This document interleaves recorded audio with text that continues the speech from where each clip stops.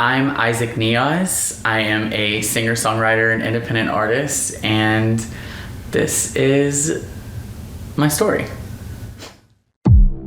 I've been in and out of this industry for quite some time now. I believe that I was given a gift for a reason, and now that I'm able to fully pursue my dreams in the capacity that I want to, I want the world to see it from my point of view. I'm Isaac Niaz, and this is Truth Be Told.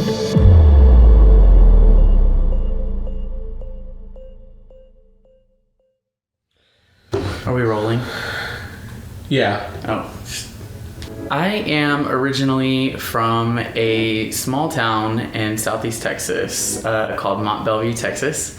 That's where I grew up, kind of, most of the time, most of my life, and went to school, graduated high school from there. It's a small town, like 45 minutes east of Houston, Texas. Really a small community back then when I was in school and lived there and graduated. But originally I was born in southeast Texas. My family, my mom's side is from Lafayette, Louisiana, and my dad is Pakistani, so yeah, I'm quite the mutt. But that's where I'm from. Mont Belvieu, Texas is where I grew up and where it all kind of started for me. So when I moved to Houston, it was in 2019, so 4 years ago.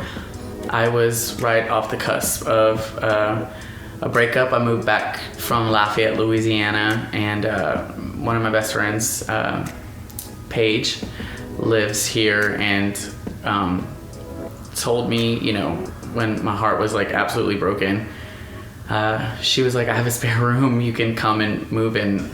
So yeah, I moved in with her and I started diving into like the culture of Houston and the people, and I really didn't know what I wanted to do when I got here. I started working at a salon and met some really amazing people and was really just trying to find myself through like a really devastating part of my life. I had just come out openly to my family, and I was severely heartbroken and just like really depressed. So I'm really grateful that she gave me the opportunity to come here, because moving to Houston really is where I found myself deeply rooting myself in music again. It's such a culturally diverse city.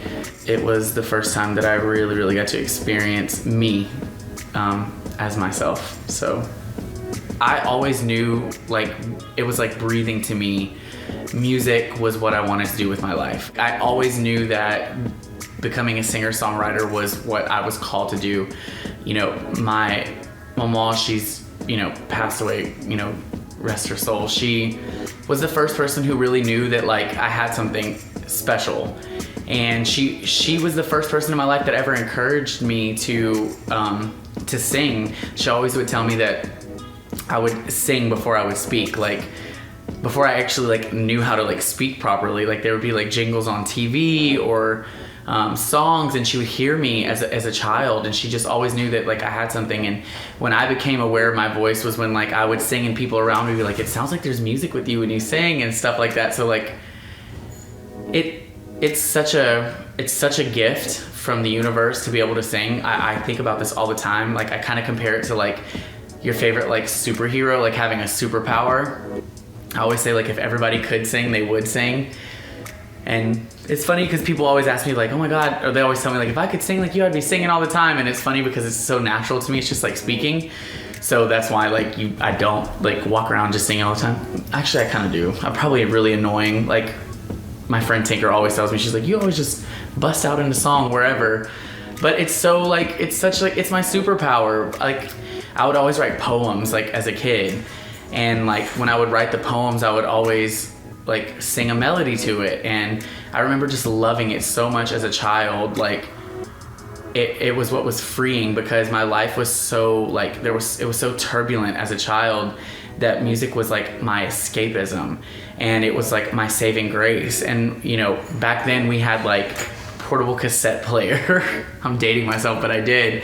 And then like the portable CD players with the headphones that went over your ears. And at night, like when there was like so much turmoil in my home, I would always turn to music. I'd put those on and just, I could go into another world. And I was always inspired by music. It was my saving grace. It still is my saving grace. So like I've known that I've always wanted to be a singer, songwriter, as long as I can remember, honestly. Like I knew that somehow I wanted to be able to do that and be on stage and have that energetic exchange with people and maybe write a record that changes somebody's life. And like I remember watching Mariah Carey when I was a kid. That's like my idol, and like knowing that she wrote her music too. Like she didn't just sing those songs. She didn't just have that amazing gift. She also wrote that. And for me, that is so empowering to be able to write what you are singing to people, that like it comes from you. It started as an idea and then a melody and then it becomes a song. Like it's a superpower. And I remember being so inspired by her and awestruck, and her life story being so similar to mine, being, you know, biracial and the adversity of that. So I was able to relate to her, and then her music was just so, you know, effervescent and transcendent into my life. She was like the first example that I have, but I knew innately in my own self that I always wanted to be a singer-songwriter, and I'm just really, really grateful that I get to do that and get to chase this dream in whatever capacity that I'm able to, and hopefully on a much bigger scale in the near future. Being an independent artist it's really an insane journey, honestly. It takes a lot of determination and like a lot of belief in yourself, with a lot of people and things and entities around you who are always like not fully supportive. So I think the biggest challenge is like make sure that you maintain that belief in like who you are as a person and who you are as an artist and what you want to articulate, what you want to say to the world, and how you create that. So I mean it's difficult because you don't have like this huge financial backing like you would with a record label. It's really easy to get discouraged because this is not for the weak at all. This journey as an independent artist. So like I commend anybody who is a creative in any artistic field. The most difficult thing is maintaining the belief in yourself, because you're gonna get so many fucking no's and so many doors shut in your face, and also people around you, keeping your circle like small and tight, and remembering who everyone is, and basing everything like on a foundation of trust, so you can build everything on concrete. Because anybody who ever said that they did this and made it on their own is a liar. Everything starts with an idea, and if you can bring that idea into fruition, into life, and you can, then the rest is figuring it out, like, you know, videos and recording, and you know the what it takes from you, like having to live just like a daily life, and people and energy and stuff like that. And those days sometimes mean just laying around and not being creative at all, which I'm still learning how to do because I'm a workaholic and I tend to push myself way past the bounds of like a normal person, because I am an independent artist. I still work a full-time job. I was going to school full-time. So it's just always knowing that like people are gonna have opinions, and that's just that. Words are just words at the end of the day. Not saying they don't affect you, but yeah, I think at the core of it all, you just have to really believe in yourself and just be, you know, persistent and determined, and you can really manifest anything if you really believe it. I know it sounds corny and cliche, but like if you really believe in yourself, you can achieve anything you want to. Although I always took music very seriously and always wrote songs and always sang, and everyone around me knew I could sing, and I started to really take music seriously in 2020 when I met Iris, who's now one of my best friends and my producer. That's when it just hit me, and I was like, I don't want to look back on my life and regret that I didn't give this a shot purely and authentically in the way that I wanted to. And no matter how tired I get, no matter how many no's I get, how many times I'm judged, I just knew that it takes a special kind of person to do what the rest and pursue what the rest of the world isn't. And like I said, working a 9-to-5 is great for those who that's what they feel is their purpose and they feel an alignment for that. But for me, I knew that I couldn't sit and let this pass me by, because I would hate to look back in my life 30 years from now or 40 years from now and regret that I never gave this a shot.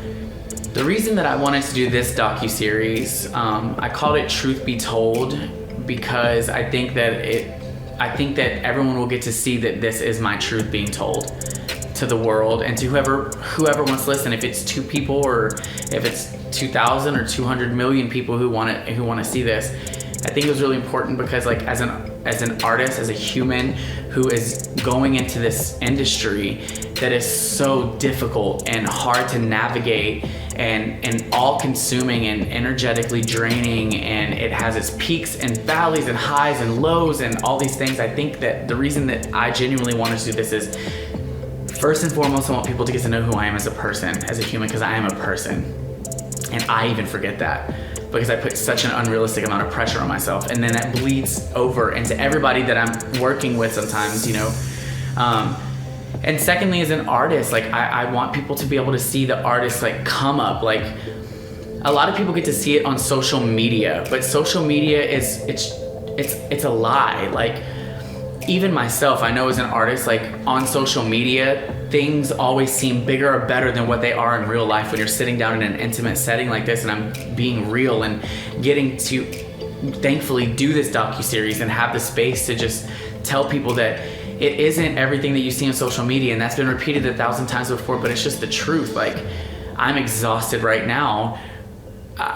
I work a full-time job. I do music full-time. I'm an independent artist, networking, trying to book gigs, doing photo shoots, video shoots, writing, still having the space to be creative, figuring out like when you're writing a song, the melodic progression, like chord progressions, all of it. That just like people don't realize what it takes just to go and making one song to put it out there, and then it's either well received or it's not. And I don't do it for that. I do it for me, but I want to do this docuseries for it to be my truth being told, and I can only give my truth. So I want people to be able to see what it's like for an artist and the struggles and how much it takes, because there's so many days that I wake up and I just want to throw in the towel and just not chase after this dream that I have. But dreams can become reality, and so many of my dreams have already become reality, and it's just a constant reminder that I'm in the right path. I just really want this so genuinely, like in my soul, and I want other people to be able to see that. I want it to be as authentic as possible, and people get to see every aspect of me and not just what I get to choose by my social media platforms or whatever way that I want people to see me, because I get to control that. And with this, I just want people to see the real thing. So yeah, that's the biggest motive.